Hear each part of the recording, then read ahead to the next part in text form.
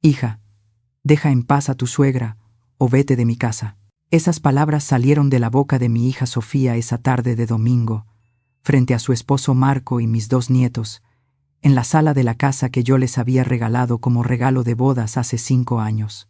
Me quedé paralizada con el plato de pozole todavía en las manos, el mismo pozole que había cocinado desde las 6 de la mañana porque sabía que era el favorito de Marco. El silencio que siguió fue tan pesado que pude escuchar el tic-tac del reloj de pared que había pertenecido a mi madre. Mi nombre es Elena Martínez, tengo 67 años y soy viuda desde hace 8 años. Mi esposo Ricardo murió de un infarto mientras trabajaba en su taller mecánico en Puebla. Nos dejó la casa donde vivimos por 30 años, algunos ahorros y un seguro de vida que invertí sabiamente. Sofía es mi única hija. La crié sola después de que Ricardo murió, trabajando doble turno en la escuela donde soy maestra para que no le faltara nada. Cuando Sofía conoció a Marco hace 7 años, yo estaba feliz. Él parecía un buen hombre, trabajador, respetuoso. Venía de una familia humilde de Cholula. Su madre, doña Refugio, era una mujer que siempre mantuvo su distancia conmigo. En las reuniones familiares apenas me dirigía la palabra, pero yo pensaba que era solo timidez. Todo comenzó a cambiar hace 3 años, cuando Marco perdió su trabajo en la constructora. Fue Sofía quien vino a pedirme ayuda.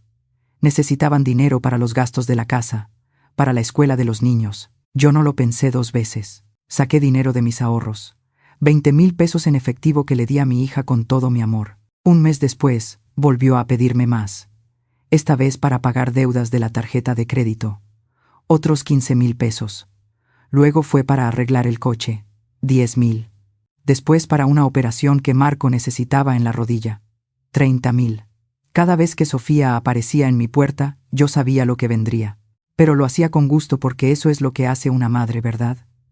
Sacrificarse por sus hijos, ayudarlos cuando lo necesitan. Ricardo siempre me decía que yo tenía un corazón demasiado grande, que algún día alguien se aprovecharía de eso. ¿Cuánta razón tenía? Lo que yo no sabía era que detrás de cada petición de dinero estaba doña Refugio. Ella había comenzado a visitar la casa de Sofía cada día, aconsejándola, metiéndose en cada decisión. Y poco a poco, mi hija empezó a cambiar. Las llamadas telefónicas se hicieron menos frecuentes. Antes Sofía me llamaba todos los días para contarme sobre los niños, sobre su día. Ahora pasaban semanas sin que supiera de ella. Cuando yo llamaba, sus respuestas eran cortas, frías. Siempre tenía prisa, siempre estaba ocupada. Un día decidí visitarlos sin avisar. Toqué la puerta y fue doña Refugio quien abrió. Ella vivía ahí ahora. Se había mudado con ellos hacía 2 meses y nadie me había dicho nada. Esa tarde, mientras tomábamos café en la cocina, doña Refugio soltó su veneno con una sonrisa dulce. Me dijo que Sofía había madurado mucho desde que ella estaba ahí para guiarla, que antes tomaba decisiones impulsivas, pero ahora pensaba mejor las cosas. Me dijo que una madre debe saber cuándo dar un paso atrás y dejar que su hija forme su propia familia sin interferencias. Yo no dije nada. Solo asentí y bebí mi café, aunque sentía como si me hubieran dado una bofetada. Cuando me fui esa tarde, Sofía ni siquiera salió a despedirme. Estaba en su cuarto con los niños, y doña Refugio me dijo que estaba muy cansada. Las siguientes semanas fueron confusas.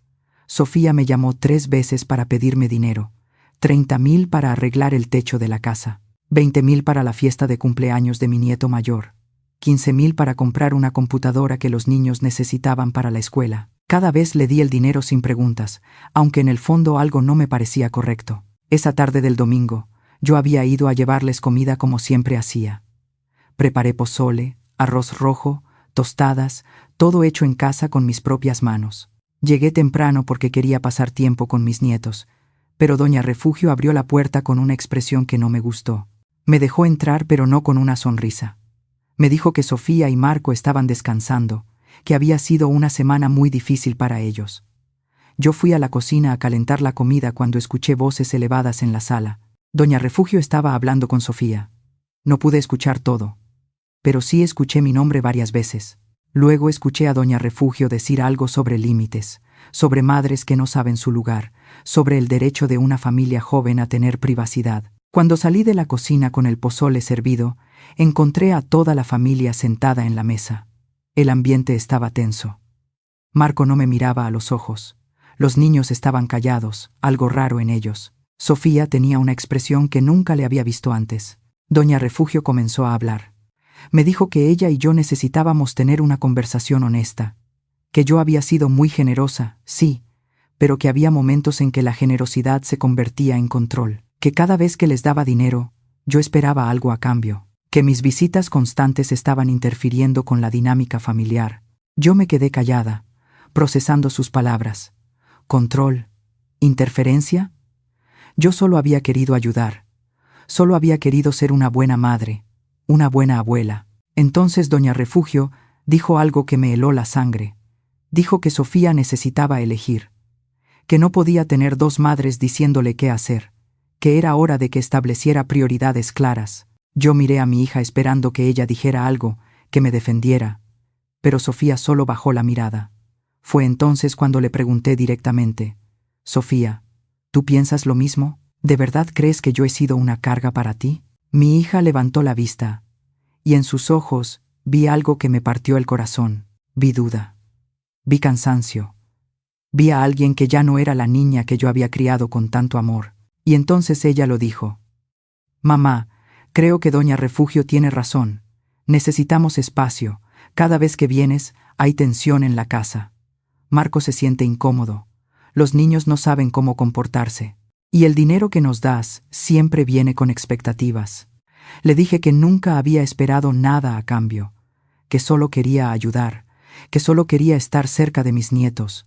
Pero Sofía negó con la cabeza y dijo algo que me destruyó. Dijo que doña Refugio le había hecho ver cosas que ella nunca había notado antes, que yo siempre había sido sobreprotectora, que nunca la había dejado tomar sus propias decisiones, que incluso cuando ella se casó con Marco, yo había insistido en regalarles la casa en lugar de dejar que ellos la compraran solos, y eso los hacía sentir infantilizados. Yo no podía creer lo que escuchaba. ¿Regalarles una casa era malo? ¿Ayudarlos cuando no tenían dinero era sobreprotección? Doña Refugio sonrió entonces, una sonrisa pequeña y victoriosa, y dijo que era bueno que Sofía finalmente estuviera expresando sus verdaderos sentimientos, que eso era saludable para la familia. Yo sentí que la habitación daba vueltas. Miré a Marco, quien finalmente me miró pero con culpa en sus ojos.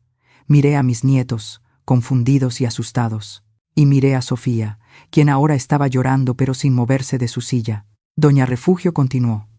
Dijo que sería mejor si yo limitara mis visitas, tal vez una vez al mes en lugar de cada semana, y que sería mejor si dejaba de dar dinero, porque eso creaba una dinámica poco saludable, donde ellos dependían de mí en lugar de resolver sus propios problemas. Yo estaba a punto de responder cuando Sofía habló de nuevo, y esas fueron las palabras que mencioné al principio.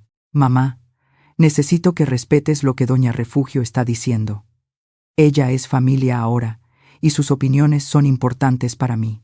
Si no puedes aceptar esto, si vas a seguir interfiriendo, entonces tal vez es mejor que no vengas más. Hija, le dije con voz temblorosa, ¿me estás pidiendo que elija entre aceptar ser tratada así o dejar de ver a mis nietos? Sofía cerró los ojos y cuando los abrió, había tomado una decisión. Te estoy pidiendo que nos des espacio, y si eso significa que vienes menos o que no vienes, entonces así tiene que ser. Hija, deja en paz a tu suegra o vete de mi casa. El plato de pozole cayó de mis manos. No se rompió porque cayó sobre el mantel, pero el contenido se derramó sobre la mesa. Nadie se movió para limpiarlo. Me levanté despacio de mi silla. Mis piernas temblaban, pero logré mantenerme de pie. Miré a mi hija, por lo que sentí sería la última vez en mucho tiempo. Luego miré a doña Refugio, quien ahora no se molestaba en ocultar su satisfacción. Tomé mi bolsa y caminé hacia la puerta. Sofía me llamó. Mamá, espera, pero yo no me detuve. Escuché a Marco decir mi nombre, también, pero mis pies siguieron moviéndose. Cuando llegué a la puerta, me volteé una última vez. Los niños estaban llorando ahora. Sofía estaba de pie, con las manos cubriendo su boca. Marco tenía la cabeza entre las manos, y doña Refugio permanecía sentada, tranquila, como si acabara de ganar una batalla. Yo solo dije 3 palabras antes de irme. Que Dios los bendiga, y cerré la puerta detrás de mí. Conduje a casa con lágrimas corriendo por mi rostro. No recuerdo bien el camino. Solo recuerdo llegar a mi pequeño departamento, el que había comprado después de darles la casa grande a Sofía y Marco, y sentarme en el sofá donde había pasado tantas noches, sola desde que Ricardo murió. Esa noche no dormí. Revisé cada conversación, cada momento, cada decisión que había tomado como madre. ¿Había sido sobreprotectora? ¿Había sido controladora? ¿O simplemente había sido una madre que amaba a su hija y quería ayudar? Los días siguientes fueron los más oscuros de mi vida. Sofía no llamó. Marco no llamó. Pasó una semana, luego 2. Yo tampoco llamé. Por primera vez en mi vida, decidí darles el espacio que habían pedido, aunque me doliera hasta los huesos. Fue mi vecina, la señora Patricia, quien me sacó de mi depresión. Ella tocó mi puerta una tarde con un pastel de chocolate y una actitud que no admitía negativas. «Elena», me dijo, «sé que estás sufriendo, pero encerrarte aquí no va a resolver nada. Ven conmigo a la parroquia. Hay un grupo de mujeres que se reúnen los jueves. Te hará bien». Yo no quería ir, pero ella insistió tanto que finalmente acepté. Y fue en ese grupo de mujeres mayores, algunas viudas como yo, algunas con sus propias historias de hijos difíciles, donde encontré algo que no sabía que necesitaba: perspectiva. Una de las mujeres, doña Carmen, compartió su historia. Ella también había tenido problemas con una nuera manipuladora que había alejado a su hijo de ella. Pero doña Carmen me dijo algo que me cambió la vida. Me dijo que el amor verdadero no es aferrarse, es dejar ir con dignidad y confiar en que la verdad siempre sale a la luz. Decidí entonces hacer algo que nunca había hecho: enfocarme en mí misma. Tomé clases de pintura en el centro cultural.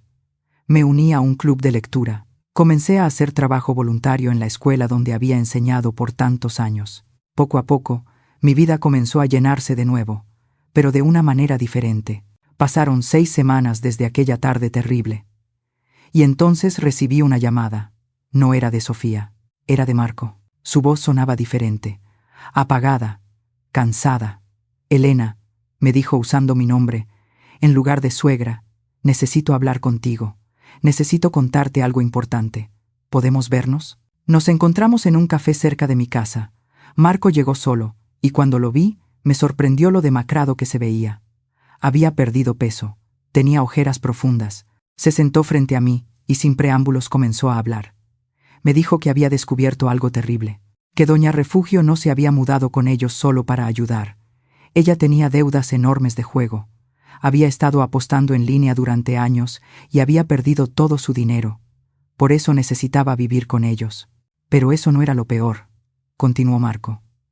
Lo peor era que doña Refugio había estado usando el dinero que yo les había dado. Cada peso que yo había mandado para ayudarlos, ella lo había tomado para pagar sus deudas o para seguir apostando. Yo me quedé helada. «¿Sofía sabía esto?», pregunté.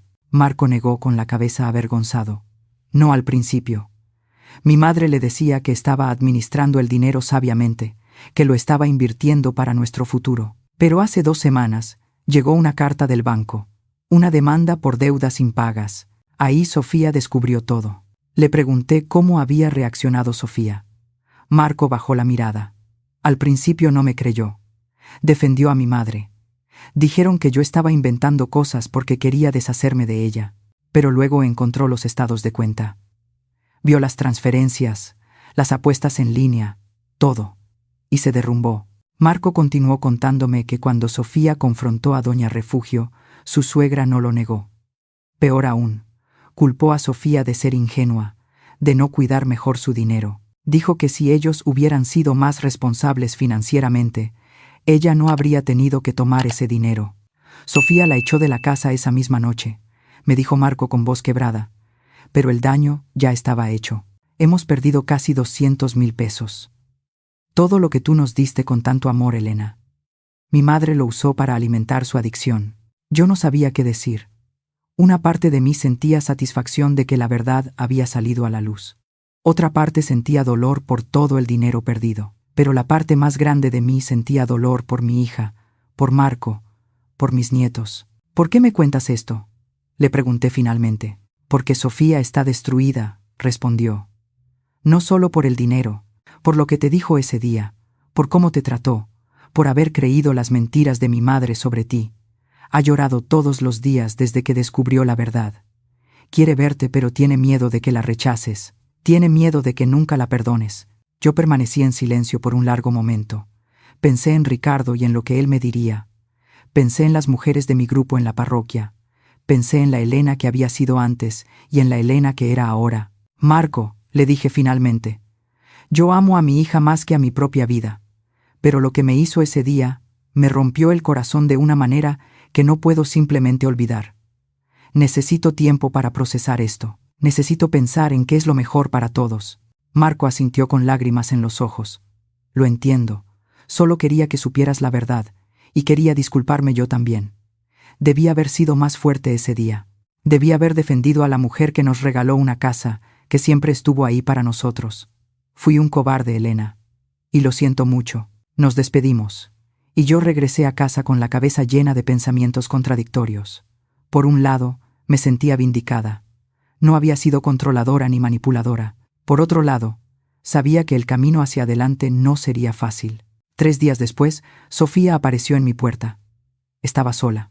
Cuando abrí y la vi ahí, parada en el pasillo con los ojos rojos e hinchados de tanto llorar, algo dentro de mí se rompió y se recompuso al mismo tiempo. «Mamá», susurró, y su voz se quebró en esa única palabra. La dejé pasar. Nos sentamos en el sofá, el mismo donde yo había llorado tantas noches, y Sofía comenzó a hablar.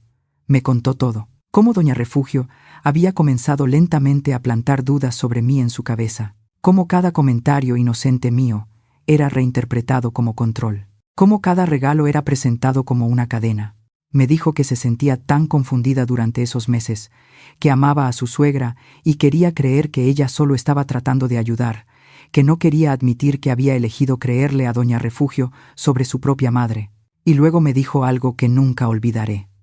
«Mamá», dijo con voz temblorosa, «ese día cuando te pedí que te fueras, una parte de mí sabía que estaba mal, pero doña Refugio había estado trabajando en mí durante tanto tiempo que ya no confiaba en mi propio juicio. Creí que te estaba ayudando a ti también, dándote espacio para que vivieras tu propia vida. Ahora veo que solo estaba destruyendo nuestra relación». Lloré entonces. Lloré por todo el dolor, por todo el tiempo perdido, por todo el dinero que nunca recuperaríamos. Pero también lloré de alivio, porque mi hija había vuelto a mí, no la hija manipulada por doña Refugio, sino mi Sofía real. Pero yo sabía que las cosas no podían simplemente volver a ser como antes. Algo había cambiado en mí durante esas 6 semanas. Había aprendido a valorarme más. Había aprendido que el amor no significa sacrificarlo todo, incluyendo tu dignidad. «Sofía», le dije tomando sus manos, «te perdono. Pero necesito que entiendas algo. Yo también he cambiado. Ya no puedo ser la madre que lo da todo sin esperar respeto a cambio. Ya no puedo ser la abuela que acepta cualquier trato con tal de ver a sus nietos. Necesito que me veas como una persona completa, con mis propios sentimientos, mi propia vida, mi propia dignidad». Mi hija asintió fervientemente. «Lo entiendo, mamá. Lo entiendo completamente. Y nunca más volveré a tratarte así. Nunca más dejaré que nadie me haga dudar de ti». Le pregunté qué pasaría con doña Refugio. Sofía me contó que Marco había confrontado a su madre y le había dado un ultimátum. O buscaba ayuda profesional para su adicción al juego, o él cortaría toda relación con ella. Doña Refugio había elegido irse, mudarse con una hermana en Oaxaca. No había aceptado responsabilidad por lo que había hecho. Las siguientes semanas fueron de reconstrucción lenta. Sofía y yo comenzamos a hablar regularmente de nuevo, pero esta vez nuestra relación era diferente.